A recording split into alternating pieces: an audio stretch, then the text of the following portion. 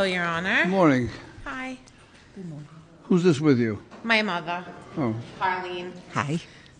always protecting the kids, right? Yeah. I'm here to keep her out of jail. Dig deep. We just happen to have two cells, too, so. Okay. This is a red light violation on North Main Street and Branch Avenue. Have you discussed this with your daughter? Yes, I have. You have? And what did she tell you about it? She doesn't recall the incident Oh, and doesn't know where the streets are. she claims loss of memory. Is that what she does? I don't know. No, You have to ask the her. plate number on here is not my car, so I'm just a little confused about that. Well, let's take a look at it. Okay. This is on North Main Street and Branch Avenue. We're going to take a look at it right now. Lisa, let's go. Stop it. Okay, is that your vehicle? No. So, This plate is registered to Performance FH Inc. First Hyundai on Washington Street in North Attleboro.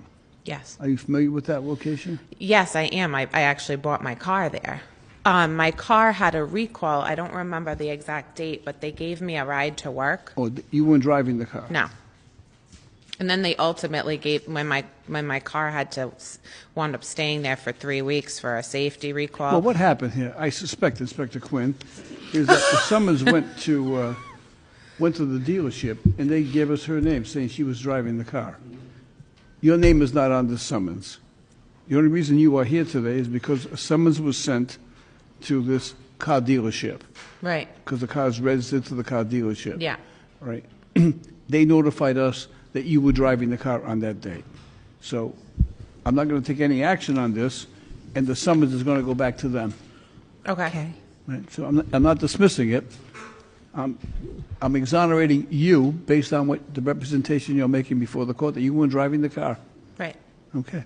So it's the dealership's responsibility. Okay. Your Honor, may I tell you a little story? Let me get comfortable. Thank you. Just tell him. Well, no, it's not going to be 4 hours. I just wanted to tell you that I was born on 95 Tell Street and into my grandmother's home, Anna Minicucci. And your dad used to deliver milk to my grandmother. Yeah. So that's what I wanted to tell you. And my grandmother, God rest her soul, she always used to say, if you ever go in front of Judge Caprio, please tell him that his dad's nickname was Tupper Toffee. You know, you made my day, and you've opened an area. I want to explain something to you. My dad was an immigrant. He came from Italy. He came here, and he was a fruit peddler. Right. And subsequently, he got his big job in life. He became a milkman. And his nickname, as your daughter indicated, was Tupper Toffee. And that's because when he was peddling fruit, one day his face was so frozen that he couldn't order a cup of coffee in a restaurant. And he says, give me a cup of toffee, because his face was frozen. So that became his nickname for the rest of his Right. life, Tupper Toffee. But the one thing about him delivering milk that everyone talked about is that he was ordered by the company that if people didn't pay their bill for 2 weeks, that he was ordered to stop the milk. And he took a position, he would always tell us, if there are kids in the house, I'm never stopping the milk. And he never did. He was a good And man. as a matter of fact, he would take money out of his pocket and say to the company, they made a partial payment. Yeah. You know? Aw. But when there were kids involved, I'm getting emotional about it. He never stopped the He milk. was a wonderful man. You made my day. Good luck.